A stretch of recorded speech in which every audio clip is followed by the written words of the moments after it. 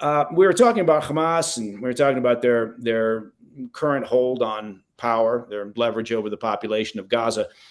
I want to switch a little bit to talk about aid distribution, and specifically the Gaza Humanitarian Foundation, the GHF. What can you tell me about this organization? What can you tell me about the conflict that kind of surrounds this organization? Well, GHF came into being over the last 6 months basically as an initiative that is US backed to find a way to bring aid into Gaza, which is not going to be aid that is ending up in the hands of Hamas. Now, what was happening in the past was you had the UN and a bunch of other organizations. They were sending in trucks. The trucks go into Gaza. And then basically the UN and the other organizations were not necessarily always monitoring where the trucks end up. And they had armed gunmen jumping on the trucks. Maybe they were being taken to warehouses that they were supposed to, but maybe they were being stolen. There was no way to know. Mm. And basically, the concept of GHF was create a US backed organization, have the IDF basically bulldoze a few areas, big distribution sites that you can bring in the trucks and put them down boxes on tables and let the people come out of, they leave Hamas areas, they come into the IDF controlled area, and then they get the food. And the area is not policed by the IDF. It has private security contractors, basically former U.S. service people mostly. And so that was what the concept was. And they wanted to roll it out in a big way. They started in May, and the initiative got off to the ground. It had some challenges, but it has delivered, I think, as of today, 56 million meals, which is not bad for a month and a week, right? I mean, the 56 million meals delivered at 3 or 4 sites. They're delivering every day almost 2 million meals. I mean, so that's huge amounts, right? That is able to feed a decent percentage of Gaza now. So that's it. Looks like it's pretty successful. The problem, of course, is someone has to pay for it, and dropping off boxes of aid off of trucks is probably not something you can do forever. It's a temporary measure, hopefully cuts Hamas out of the loop. And that's what's happening. Now, I get why Hamas is targeting or upset with or trying to shut down GHF, the Gaza Humanitarian Foundation, because if you deliver that aid, if you deliver food, water, supplies, medicine directly to the people, obviously, as you pointed out, you've cut out Hamas and you've stopped one of their primary means of controlling the population and also of a revenue stream, right? If they're selling that aid on a secondary market. But why do you think there's been this pushback from the UN and from other humanitarian groups towards the GHF?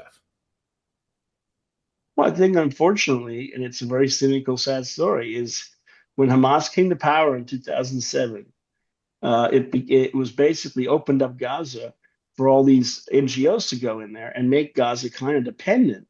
And remember, the NGOs, in a sense, profit off this because they get hundreds of millions or billions of dollars, and they say, okay, we're helping Gaza.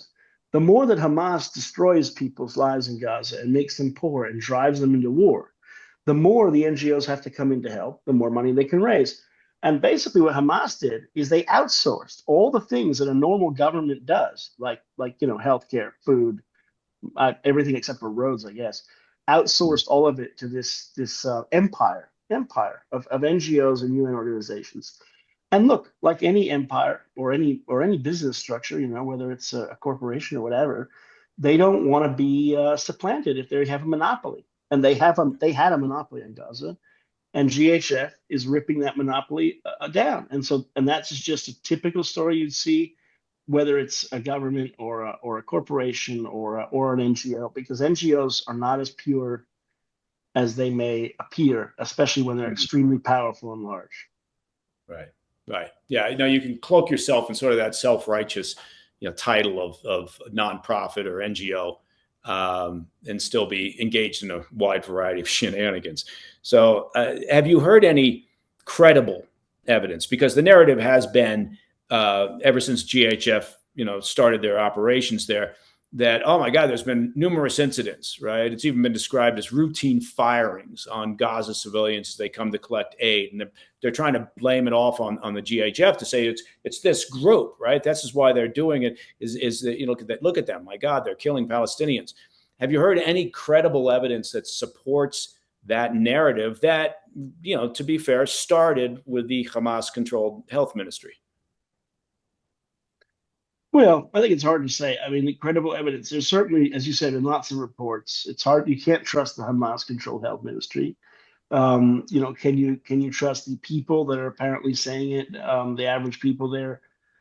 I don't know. There's also this Israeli report in Hara saying that Israeli soldiers were firing near the people that are coming. Now, remember, the reason for that is because they didn't put riot police there. They have soldiers with M4 rifles that are chambered with live rounds. The soldiers don't have much else. They don't have another means. And they were told, okay, if there's too many crowds, fire in there or near them or whatever. So that's not ideal. I mean, obviously, you'd prefer to have police or riot control. So look, I think it's clear that the situation is not perfect and has challenges and perhaps has many mistakes were made. And I think in the end of the day, it would be better probably to have more media down there and more eyes on what's happening, because you want to get confirmation. And if people are being killed, it behooves Israel to do a better job. I understand the IDF has tried now to reorganize the routes that lead to the GHF sites. They've put in signs, they've closed off roads. Well, that's great. Again, you would think, okay, but they probably should have done that weeks ago. So there's a learning curve involved, and it's taking time. And one the criticism probably should be, well, it should have gone faster, and the chaos was predictable. I mean, if you're giving out 1 million meals a day, and the only way for people to get them is to run and grab the box, you're going to end up with chaos. Right, right. Now we've certainly seen it in other difficult and challenging environments where you've got aid distribution going on. So it's not unique just to Gaza, but obviously it's on a very sort of staggering scale. I want to circle back to a different element of all of this.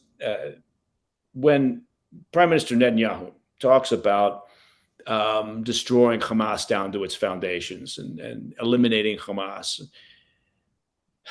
is that even doable?